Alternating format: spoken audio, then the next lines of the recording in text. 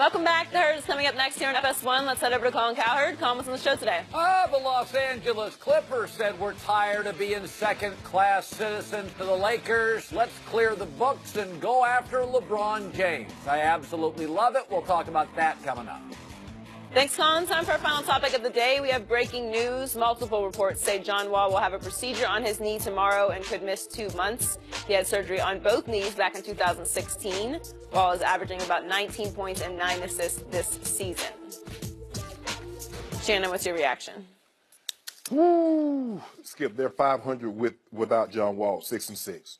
They're 4.5 games in front of Detroit. So I guess this move looks real good for Detroit. Now, can they stay afloat until John Wall comes back? Say he's going to miss somewhere between 6 and 8 weeks. It's going to be very, very interesting.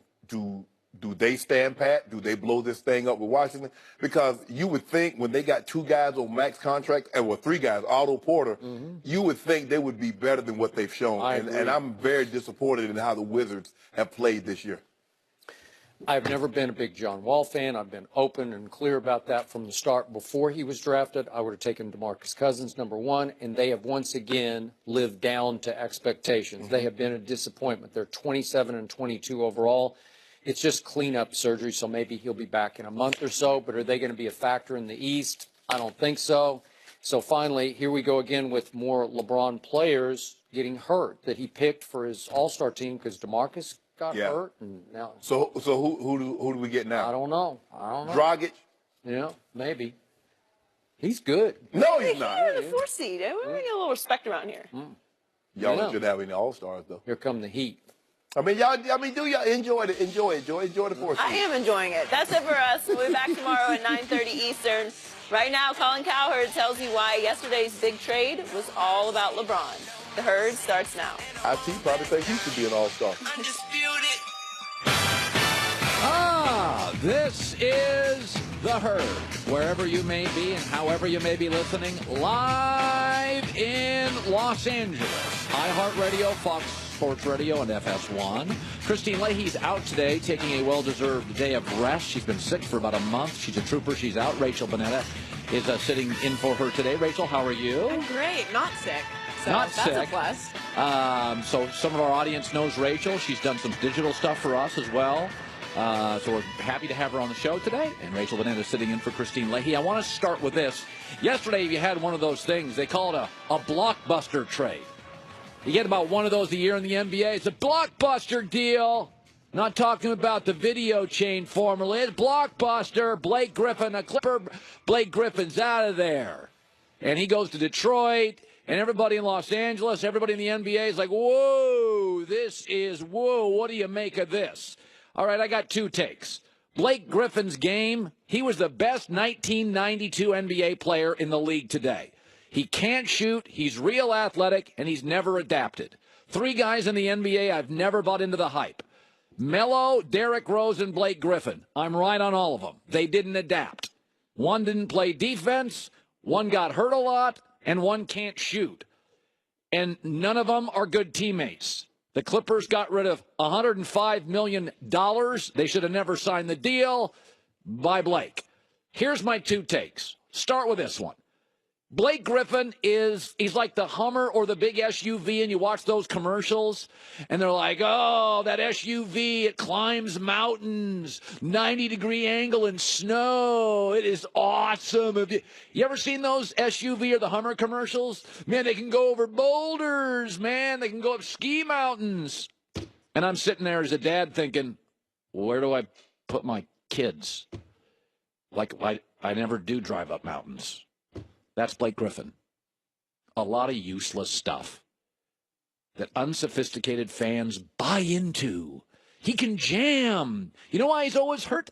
You know why Derrick Rose is always hurt? Do you know why John Wall's hurt? Guys who can't shoot have to attack the basket to score.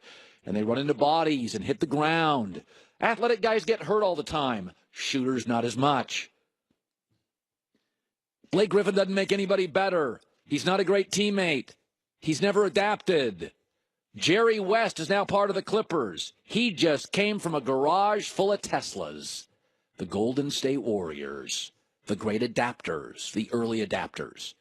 Once you've driven a Tesla, You just roll your eyes at the Hummer. So that's my first takeaway.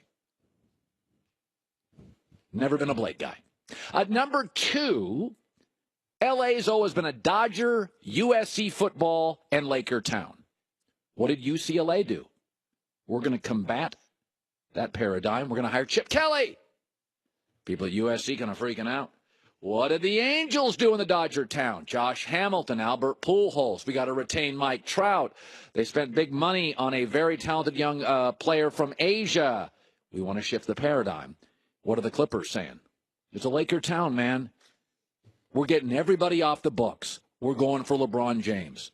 We're thinking big. We're doing big. We're dreaming big. Tip of the cap this morning to the LA Clippers. Okay, UCLA football. Roll the dice, man. You want to be second class forever in LA? They went after Chip Kelly. We applaud it. The Angels. It's a Dodger town. We're going to go after it. Tip my cap to that. And by the way, I love what the Clippers are doing this morning. Folks, you weren't going anywhere in Clipperland with DeAndre Jordan and Blake Griffin. What year is it? What year is it that your two best players can't shoot a jumper? Blake Griffin's mid-range shooting percentage this year is 23%. So my two takeaways are, to me, Blake Griffin's always been the Hummer SUV commercial where they show you driving up mountains and acute angles on ski chairs, ski lifts, and ski mountains. We're all like, oh, my God, that's so amazing. Nobody drives their SUV up there. It's a Tesla league. Okay? It is a league where you have to adapt, you have to be smart, you have to last, you have to shoot threes. Blake Griffin didn't fit. And the Clippers are clearing the books, and they're going all in on the LeBron James pursuit. I love it. I absolutely love it. By the way, go look at the 2009 draft that Blake Griffin was in. James Harden adapted his game. Steph Curry adapted his game. DeMar DeRozan adapted their games. Who didn't? The number one pick, Blake Griffin. Still can't shoot. Let me shift gears to the NFL. The Super Bowl, it's New England, and it's Philadelphia. It's funny today. I'm reading a story this morning. Patriots are bad for the NFL. They're just cheaters. It's funny, when I think of New England's brand, I think of details and precision. A former Eagle assistant, Steve Spagnuolo, thinks the Patriots knew their defensive signals in the Super Bowl back in 2004. He was talking about this yesterday. I remember through the course of the game, Jim saying, they're getting our signals. They know when we're blitzing. They're getting our signals, try to hide it, et cetera, et cetera. And I remember distinctly thinking, Jim, I don't think that's true. Now, I'm not saying this to him because I don't want to upset him, but I'm saying to myself, I don't think so, Jim. Just concentrate on, calling the game. But he, in hindsight, he was right. When you go back and look at that tape, it was evident to us. I'm not crying over spilt milk here, but we believe that Tom knew when we were pressuring, because he certainly got the ball out pretty quick. But, you got to play the game, and they won that particular day. But there's no question, I wasn't going to let that happen in the 08 Super Bowl after the 07 season. We made sure we had two signal callers, and we were protecting against that. Oh, I can just hear the Patriot haters. That is cheating! By the way, you ever watch a college game, an NFL game? You notice why the signal play caller does this? In every college game and in every NFL game, they call plays like this. Why? Because everybody, baseball, NASCAR, poker, the military, technology, media, sports, it's your job to hide the signals. It's not my job to not take them when you're too stupid to give them to me. Do you think the Patriots cheated? No. Watch the Tom Brady documentary. He talked about this very thing 2 days ago. When you've been doing something so long, you just don't see tape. You see the depth of everything. How do you know when the guy's going to blitz? You kind of look at the shape of the defense. A guy just may have a little tell, like a poker player. It's like, how do you know? Well, I don't know, you've been doing it for so long, you've seen so much. I watch tape all day Monday, all day Tuesday.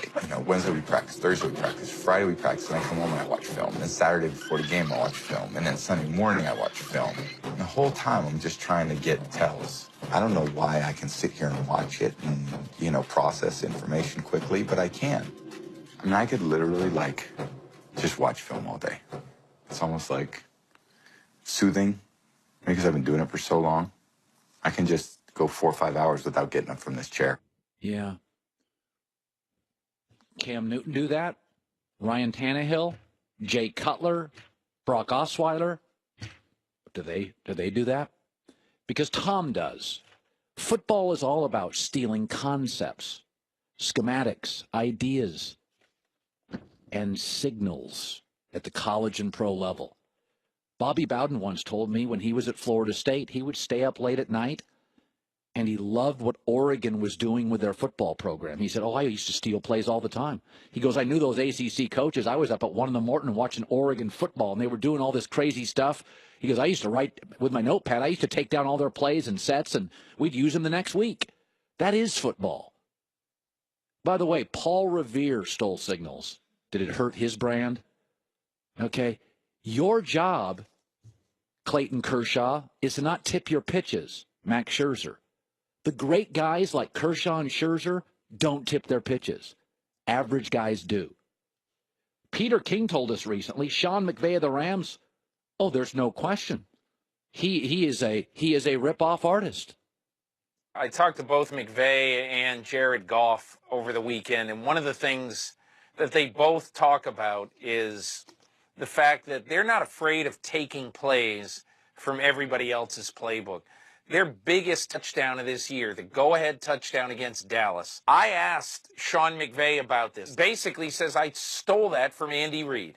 You know, and I'm paraphrasing, but that's in essence what he said. That's what football's been my entire life. It's why everybody uses those sheets. High school, college, and pro level. If the game is televised, there is somebody up in the box. Yeah, I know the game is rigged. New England News, Steve Spagnuolo, they had our signals. By the way, Spags admits that the next time he played New England, and they beat him as the Giants' defensive coordinator, they had 2 signal callers.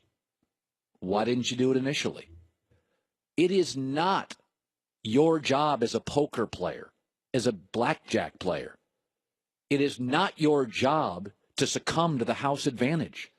I am constantly looking at ideas and concepts of things I can take, borrow, use, manipulate. Cheating? That's what accountants do. They look for holes in your tax in April. That's what accountants do for a living. Find holes. And if they don't, CEOs fire them. Companies fire them. It is easy to say rigged, but once again, this is about details, homework, preparation. That's why the Patriots are in their 8th Super Bowl. I saw something yesterday that a crazy person, or somebody we presume to be crazy, said something, and I don't necessarily think crazy person is wrong. That's coming up. We've got some exciting news at Simply Safe, a home security company we've been working with the last couple of years. We knew them as a startup. They've just released their brand new home security system, the all-new Simply Safe. It's been rebuilt and redesigned. They've added new safeguards to protect against power outages, down Wi-Fi, bats, hammers, cut landlines. You got to watch out for those bats. Bats are nothing but trouble. The all-new Simply Safe redesigned to be practically invisible with powerful sensors so small you won't notice them.